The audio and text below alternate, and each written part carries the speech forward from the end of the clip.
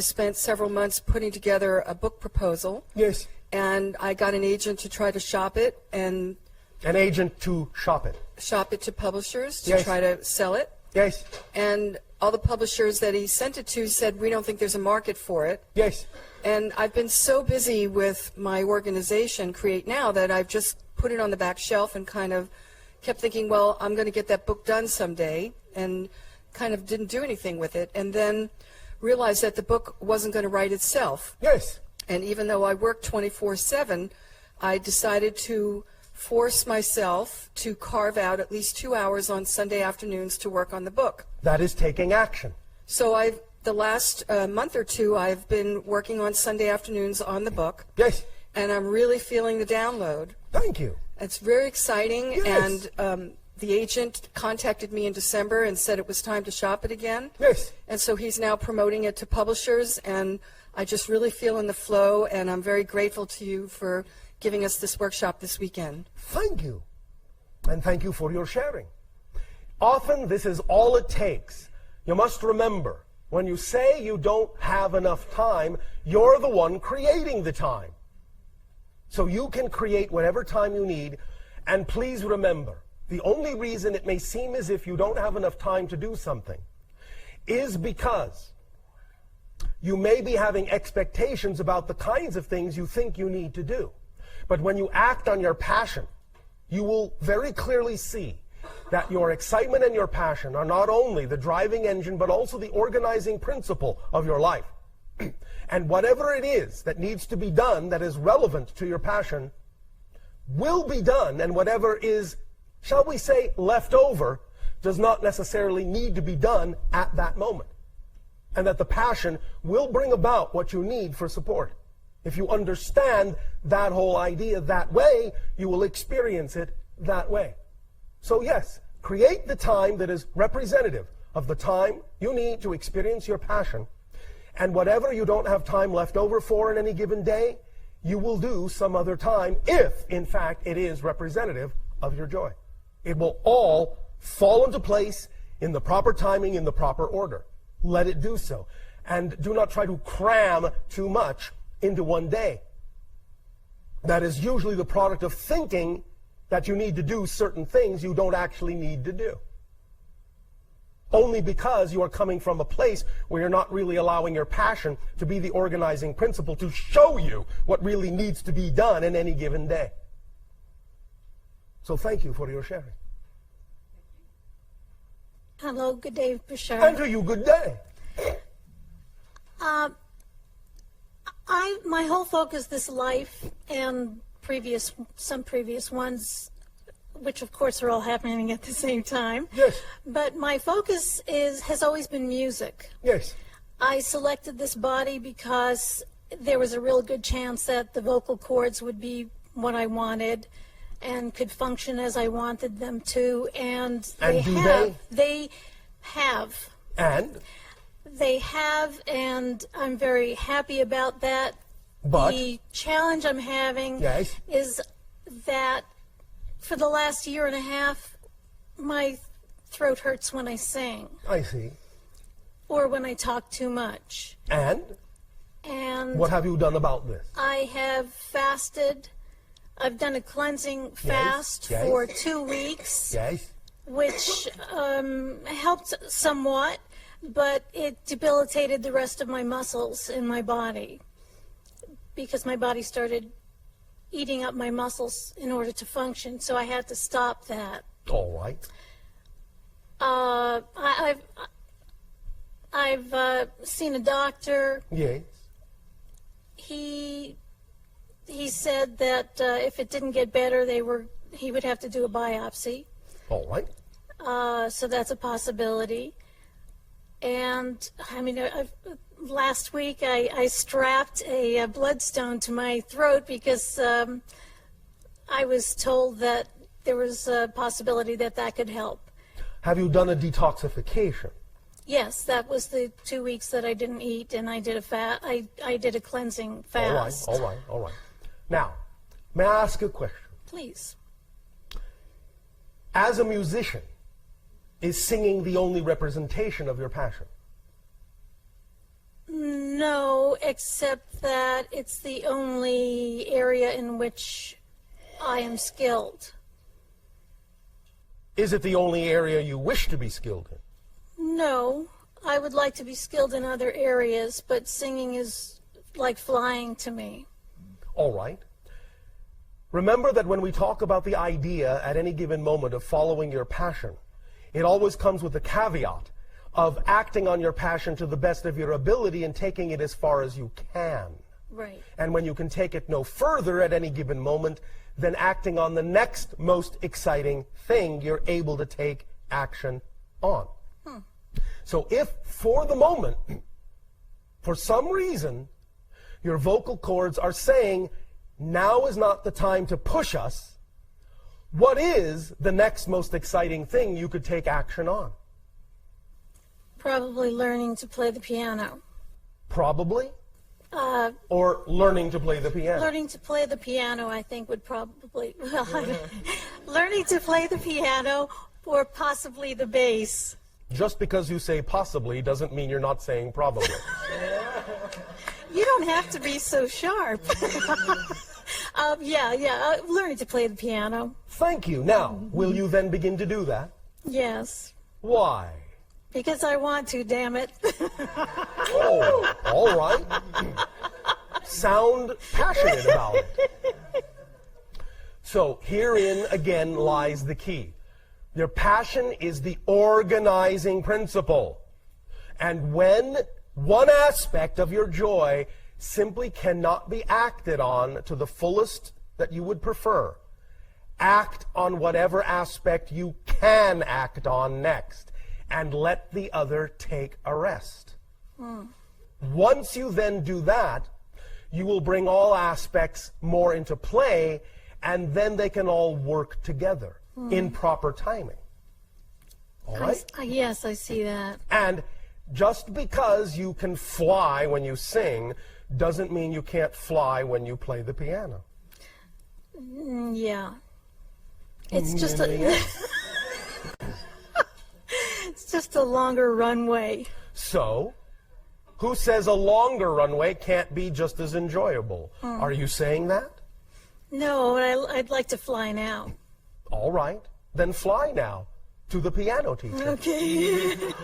Again, the idea being, you will always put on the brakes when you are attempting to force yourself in a direction that is not necessarily the path of least resistance. You follow me? Yes. Take a cue from the signs that occur naturally, and don't assume you're supposed to smash your way through what you are calling a brick wall, when in fact it might simply be a sign and an arrow saying, go left. Yes, yes. Follow that flow. And when you follow the flow of your energy, other things will start to flow back. You follow? Yes, that's And you an may excellent find point. then one day, while you are simply playing the piano, that you just automatically start singing, and the harmony that comes out between the piano and your voice will finally tell you why you needed to move in that direction. And then you will be truly flying. All right? Yes, thank you very much. Thank you.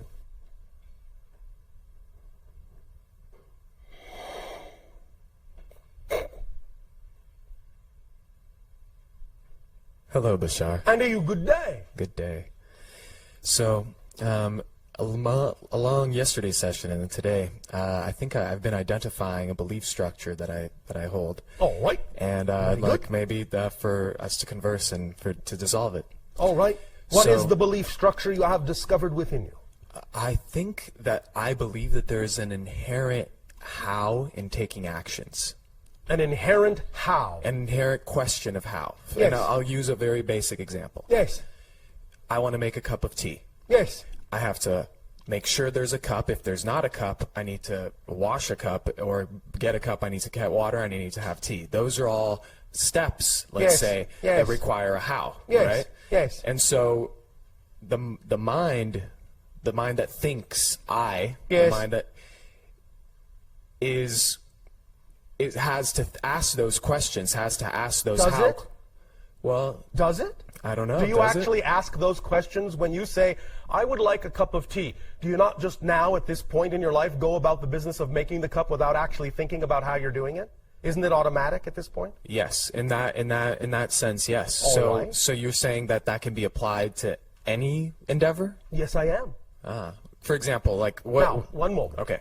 Again, when we talk about the idea that the physical mind isn't built to understand how something's going to happen, we're talking about the concept of manifestation. We're not talking about the day-to-day instructions of how you learn to do something, how you make a cup of tea, how you learn to drive a car. We're not talking about instructionals. We're talking about manifestational energy when we talk about the how that comes from the higher mind. You follow me? There's a difference there. Yes. Yes, of course. There are certain how-tos on an instructional sense that go hand in hand with physical reality. But that's just the idea of tutelage. That's just the idea of learning a pattern.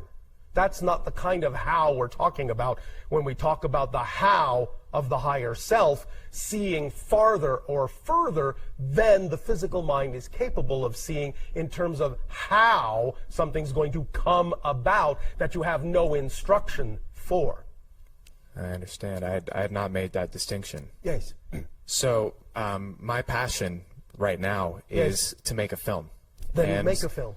So in that what I've learned, like all Yes. the processes I've learned of making a film, Yes. it's a lot of how-to questions. Understood. But the idea is to learn the instructionals to be prepared for the part of the how it's going to happen that isn't included in the instructions. I understand. That's the difference. As your society says, quote unquote, chance or synchronicity favors the prepared mind. Yes. We're not saying you have to be completely blank, although obviously there are instances in your society of individuals who have been given no instruction whatsoever who can simply sit down and suddenly do something. You call them prodigies. You're all capable of that. And if you actually wanted to use the idea of the higher mind how in that way, if you trusted it enough, if you got enough belief systems in alignment with it, you could actually learn something instantly. You could just look at something and know how to use it. You could do that. But I understand that most of you at this point do not do that. So while on one hand you could use the how that way, having never used a piece of camera equipment before in your life, you could suddenly look at it and go, I know exactly how to use that. You just instinctively can use it. But if you are not going to do it that way right now, there's nothing wrong with a little instruction, but the instruction prepares you for the part that's not included in the instructions, which is, how's this all going to come about? What way, what path, what door is the opportunity going to come through that will allow me to actually take action on this dream? So preparing yourself with instructionals is one thing. And that can allow the doors to open more readily because you are making a commitment, you are taking action that says you're making a commitment to be given the opportunity to use that knowledge, to use those instructionals. But that's not the how about how it's going to come about for you. Because anytime you go and talk to someone in the industry you're talking about, you can talk all day about how to use a camera and what kind of lighting and how to get the best performance out of an actor. But if you ask someone, how's it actually going to come about? What's the best possible way to make sure I'm actually going to get a chance to make a movie? You'll get a blank stare. Because no one knows.